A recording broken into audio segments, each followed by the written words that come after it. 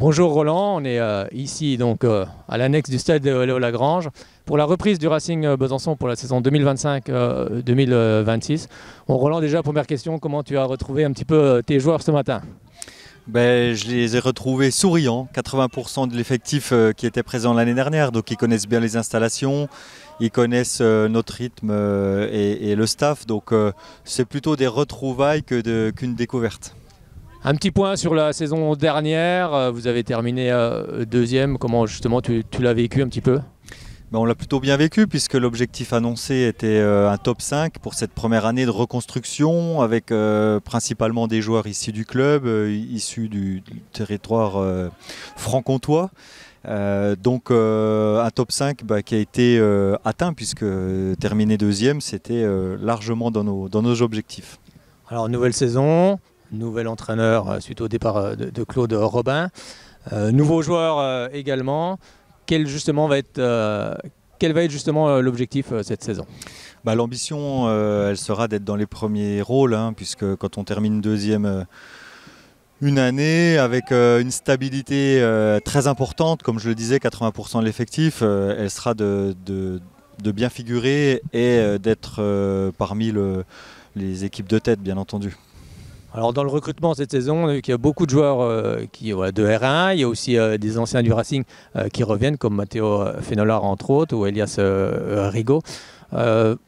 C'est quoi justement beaucoup se disent bon c'est du R1, l'ambition ça va être compliqué. Qu'est-ce que tu réponds justement à ça? Oui, une phrase assez simple, c'est que depuis 2 ans on préfère les meilleurs du dessous que les moins bons du dessus. C'est-à-dire que l'ancrage territorial local est pour nous très important, comme vous l'avez compris, et qu'on supervise, on a une cellule de supervision toute l'année qui supervise les championnats R1, N3 de la région et d'aller chercher les joueurs dont les compétences sont les meilleurs pour notre effectif. Oui, puis il ne faut pas oublier qu'ici au Racing Besançon, on forme aussi des joueurs et après il faut les intégrer à l'équipe première. C'est une fierté aussi de voir autant de jeunes joueurs formés ici et qui se retrouvent dans l'équipe première. Oui, 6 U20. Donc des 2006, on en avait déjà l'année dernière, comme Lenny Cote notamment, qui est le fer de lance de la formation. Mais cette année, on en intègre 5 nouveaux à différents postes. Et bien entendu, c'est la vision du club, de l'institution.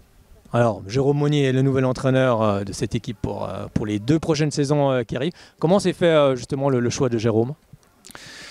Assez simplement, c'est-à-dire qu'il cochait toutes les cases. Donc j'ai rencontré plusieurs profils, on se le cache pas. Il y a eu beaucoup de gens qui ont postulé. Il y avait 3 profils. Alors de la candidature, oui, on a eu 16 ou 17 candidatures de toute nature, de toute la France, de Besançon reste attractif. Ça prouve bien que le club attire. Oui, et je pense qu'on n'en avait pas autant l'année dernière, que le projet avance, que les résultats sportifs de cette année ont aussi attiré des coachs, des techniciens.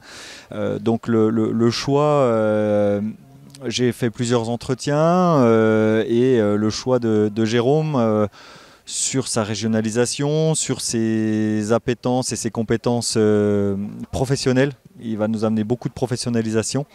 On a pensé que c'était le meilleur profil et j'en reste convaincu.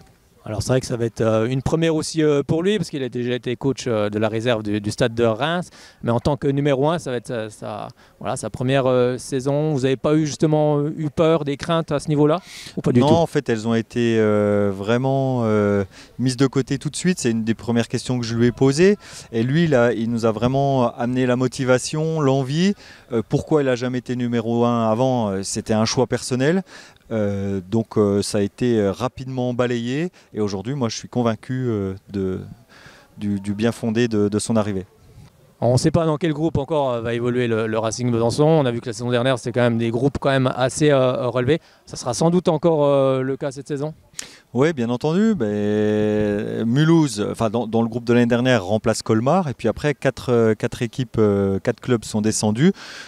Donc, est-ce qu'on va aller chercher des clubs bourguignons? Est-ce qu'on va aller chercher des clubs plutôt sur la Champagne, 3 On a déjà des indices, on ne sait pas du tout. Aucun. Ils sont annoncés pour demain.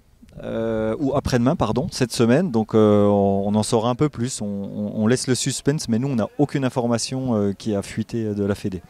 Bon, maintenant, on espère que les supporters vont reprendre leur abonnement. Il y a Oui. des changements justement au niveau de ça ou pas du tout? Non, pas plus que ça. Le championnat est connu. Le niveau du championnat est connu. Nos supporters, on a fait des affluences à plus de 3000, à plus de 3000 cette année, plusieurs à plus de 2000. Donc on est confiant sur l'animation des matchs. Roland, est-ce qu'il y a des points justement à améliorer cette saison au niveau du club, au niveau des structures? Oui, alors on a une grosse difficulté, comme on le voit ce matin, on a un terrain qui n'a pas été tondu, qui n'est pas préparé pour la reprise. Donc les services de la ville sont passés dans la matinée en nous disant que oui, que la semaine dernière le terrain était bon, mais nous on reprenait aujourd'hui. C'est vraiment très dommageable. On met tout en place pour être compétitif, pour amener une structure la plus professionnelle possible. Et aujourd'hui on est vraiment déçus. On n'a qu'un terrain mis à disposition cette année, c'est cet annexe qui n'est pas aux dimensions d'un terrain de foot, pardon. Donc on va certainement une partie de la reprise, là, de la prépa, on va certainement la faire à l'extérieur de Besançon. C'est dommage, mais en tout cas, on ne peut pas se satisfaire d'installations qui ne sont pas adaptées à la pratique du football pour des clubs de nationaux. Merci beaucoup Roland et puis Merci. à très bientôt ici du côté du stade Léo Lagrange. Merci beaucoup.